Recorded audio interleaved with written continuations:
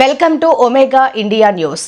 జనగామ నియోజకవర్గంలోని చేర్యాల ప్రాంతాన్ని 4 ముక్కలు చేసింది బీఆర్ఎస్ పార్టీ అని కాంగ్రెస్ పార్టీ జనగామ జిల్లా నాయకులు రాగుల శ్రీనివాసరెడ్డి అన్నారు.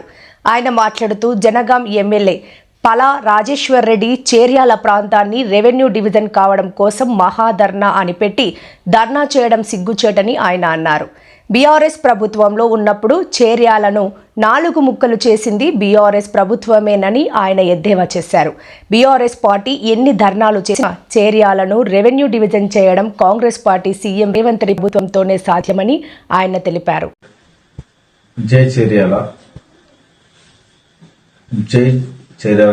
డివిజన్ కోసం 4 మండలాల ప్రజలు మనం ఏం శ్రమిస్తున్నాము, ఈ 10 సంవత్సరాలు ఎంత కష్టపడ్డాము, ఈ 10 సంవత్సరాలు మనం ఏం కోల్పోయాము, ఈ 10 సంవత్సరాల మనం ఎన్ని అవసరాలు ఆడామో ఇదే గవర్నమెంట్ లో ఉన్న పల్లా రాజశేఖర కొంచెం సిగ్గు చరం ఉండాలి. ఎందుకంటే గతంలో ఆయన పరిపాలన, ఆయనదే టీఆర్ఎస్ ప్రభుత్వము, అప్పుడు ఆయన ఎమ్మెల్సీగా ఉన్న వ్యక్తి వాళ్ళ ఎమ్మెల్యేగా ఉండి సిగ్గు చరం లేకుండా ఈ రోజు ఒక మహాధారణాన్ని పేరు పెట్టి దాని మహాధారణాన్ని పెట్టి మన చర్యల రెవెన్యూ డివిజన్ కోసం ఆయన పోరాడము, ఆయనే ఇక్కడ ప్రజలను మళ్ళా మోసపుంచడం అనేది చాలా సిగ్గుచేటు విషయము.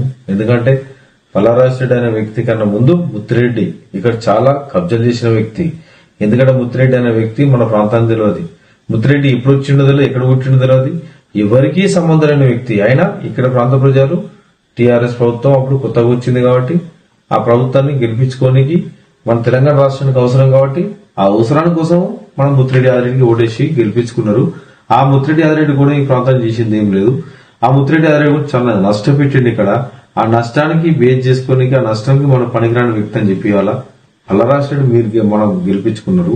గెలిపిన పల్లారాజరెడ్డి ఎవరైనా చేస్తున్నాడు, 9 ఏళ్ళు ఎమ్మెల్సీ ఉన్న వ్యక్తి ఎలాంటి పని చేయకుండా ఆయన తలుచుకుంటారు 2 సెకండ్లు వచ్చి మన రెవెన్యూ డివిజన్ ప్రొలాంగ్ చేసుకుంటా ఇవాళ సిపిఎం మల్లారెడ్డి గారు గాని మన ప్రాంత ప్రజలకు మనకు తాకులాడ పెట్టిస్తుండు. ఎందుకంటే సిపిఎం మల్లన్న మీరు కూడా ఇవాళ మాట్లాడిన మాటలు చూస్తుంటే చాలా బాధాకరమైన విషయం. ఎందుకంటే గతంలో మీరు టీఆర్ఎస్ పార్టీ అన్నారు నాకు 8 సాగరంగా ఉంది, 8 సాగరంగా ఉంది. టీఆర్ఎస్ పార్టీ చీరాన్ని ఎంత అన్యాయం చేసింది, మత్తడి కింద భూమి ఎటు పోయింది, పశువుల అంగడి వీటి పోయింది, ఇక్కడ ప్రాంత ప్రజలు ఎంత ఇబ్బంది పడ్డారు. మీరానాడు ఎన్ని కేసులకు బలయ్యారు, మాలాంటి లీడర్లు ఎన్ని కేసులు బలయ్యారు, ఎవరు చేస్తే బలయ్యారు? టీఆర్ఎస్ పార్టీ నాయకులు గారా, అది ఎమ్మెల్యేలు కదా.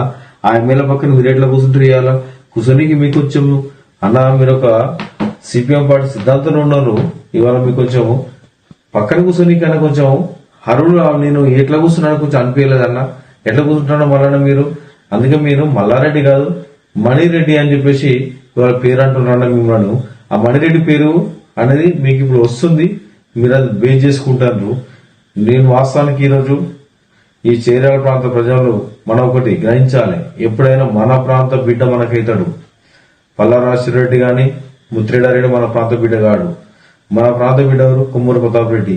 కుమ్మూరు ప్రతాప్ రెడ్డి మన ప్రాంతానికి ఈ పల్లారాజరెడ్డి కుమ్మూరు ప్రతాప్ రెడ్డి మన ముత్తిరెడ్డి యాదరెడ్డి రాకముందుకే తపస్సు పెళ్లి నీళ్ళు తెచ్చిన ఘనత కుమ్మూరు ప్రతాప్ రెడ్డిది. ఎందుకు తెచ్చిండు? ఈ ప్రాంత ప్రజలు ఎడారి కాకుండా ఉండాలి, ఎడారి ప్రాంతానికి మన నీళ్లు తెస్తే ఈ ప్రాంత ప్రజలు బాగుంటారు, ఈ ప్రాంతానికి సస్యశ్యామలు అవుతాయని చెప్పేసి ఆయన సొంత నిధులతోని మన తపస్సుల డ్యామ్ తెచ్చిన ఘనత కుమ్మూరు ప్రతాప్ అన్నది. అటువంటి వ్యక్తిని మరిచి ఇవాళ ఒకసారి ముత్తిరెడ్డి యాదరెడ్డి గెలిపించుకున్నాం, రెండోసారి పల్లారాజుని గెలిపించుకున్నాం. ఇలా తప్పు మనది. ఈ తప్పు మీద తప్పు చేసుకుంటూ పోయి మన ప్రాంతీయుడు కాకుండా ఎవరినో గెలిపించుకుంటాం మన పరిస్థితి ఇట్లా ఉంటుంది. మనం కూడా గ్రహించాలి. మన ప్రతాప్ అన్న తపస్సు పిల్ల రిజర్వాయర్ అనేది మన 4 మండలాల కోసం తెచ్చిపెట్టిండు. ఇదే బీఆర్ఎస్ వాళ్ళు దాని తపస్సు పిల్ల నీళ్లను సిద్దిపేట నీళ్లను తరలించుకోవడానికి గడ్డి కొట్టిరు.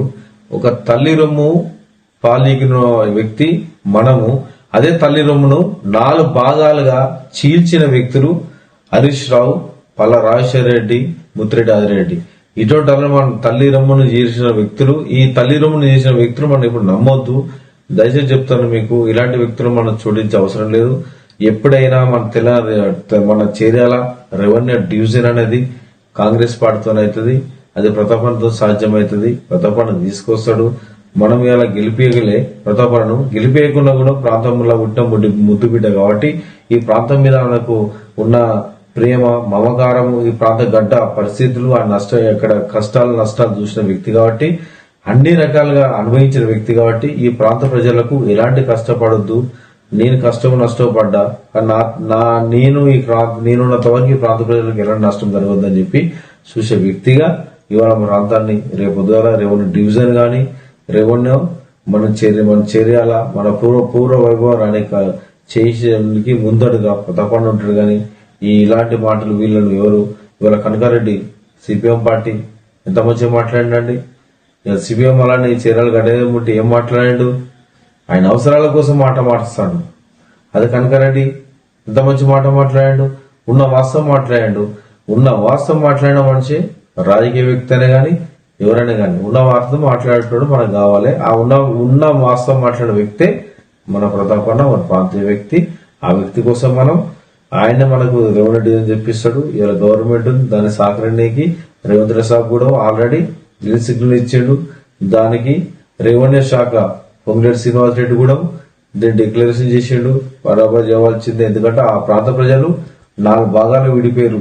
మద్దూరు మండలం హుస్నాబాద్, చర్యాలకు వస్తే గజ్వేల్, జిల్లాకు వస్తే సిద్దిపేట, ఎంపీ గారు పోతే భువనగిరి, ఆర్ఎండ్బికి వస్తే మళ్ళీ సిద్దిపేట. ఈ 4 భాగాలు పోయినా కాబట్టి ఎవరికి ఇబ్బంది ఉండదని చెప్పి ఆయన కూడా తెలుసుకొని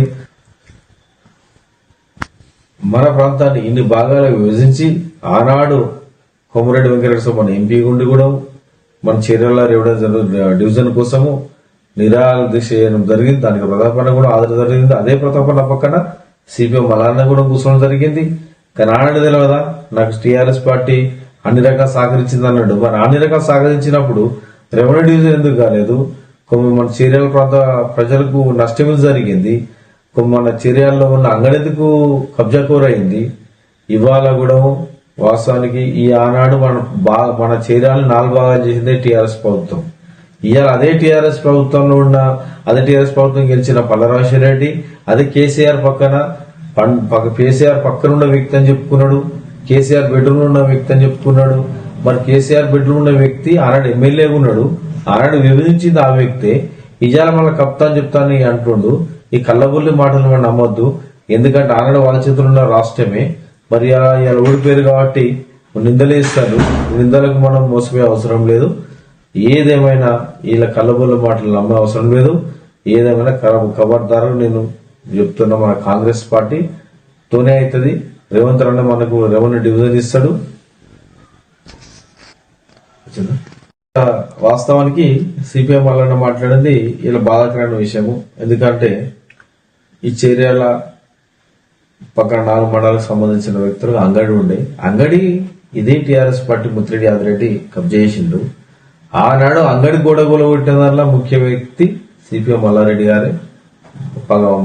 గారు, దసరా కళావతి గారు, పొంగ నరసింహ వెంకట మావ గారు.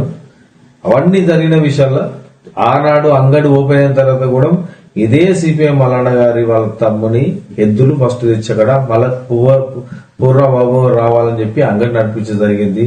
ఇలా మాట్లాడంటే ఇలా కాంగ్రెస్ పార్టీలోని ఊర్లలో తిరగనీయము కంపార్ట్ చేస్తామంటే వాస్తవం మళ్ళీ మీరు ఏమొచ్చింది. కానీ కాంగ్రెస్ పార్టీలో కాదు, టీఆర్ఎస్ పార్టీ పక్కన మీరు కూర్చున్నారు కాబట్టి మీకు కింద ముళ్ళ కంప మీకు పెట్టాలి. ఎందుకంటే ఆనాడు కంప చేసింది టీఆర్ఎస్ కాంగ్రెస్ పార్టీలు కాదు కదా. ఎట్లా అంటారు ఇలా మాట? ముళ్ళగా మేము కాంగ్రెస్ పార్టీలు ఏ ఊరికి వచ్చినా అడ్డుకుంటాం, ముళ్ళ కంప అడ్డేస్తామంటే అడ్డేయవలసింది నువ్వు ఏ పక్కన కూర్చున్నాయాలా? పల్లా రాసిరెడ్డి పక్కన కూర్చున్నాడు. వాస్తవానికి సిపిఎం పార్టీలు 2 అయినాయి, సిపిఎం సిపిఐ. వాస్తవానికి టీఆర్ఎస్ పార్టీలు 2 అయినాయి, టీఆర్ఎస్ బీఆర్ఎస్. వాస్తవానికి టీఆర్ఎస్ పార్టీ పక్క జరిగింది. ఇప్పుడు బీఆర్ఎస్ పార్టీ వచ్చింది కాబట్టి మళ్ళీ దోస్తాన్ని చేస్తుండు. మళ్ళీ నీ లాజిక్ కరెక్ట్ ఉంది, ఆ లాజిక్ అర్థం చేసుకోలేని రోజు టీఆర్ఎస్ పక్క దొలేసిన. టీఆర్ఎస్ అంటే ముత్తిరెడ్డి ఆక్రమణ చేసిండు, అయిపోయింది. అలా పల్లరాజు బీఆర్ఎస్ పార్టీ నుండి వచ్చిండు, కొత్త దోస్తాన్ని చేస్తున్నావునా? ఇది మంచి అని ప్రాంత ప్రజలను అన్ని గమనిస్తారు. ఏ బీఆర్ఎస్ టీఆర్ఎస్ సిపిఎం సిపిఐ మీ పార్టీ కానీ సిపిఎం సిపిఐ 2 విడిపోయినట్టు టీఆర్ఎస్ బీఆర్ఎస్ 2 విడిపోయినాయి. ఇలా బీఆర్ఎస్ తోని ఆ టీఆర్ఎస్ విడిపోయింది కాబట్టి బీఆర్ఎస్ తో దోస్తాన్ని చేస్తున్నావు. అందుకని పక్కన కూర్చున్నావు అన్న. మరి మేము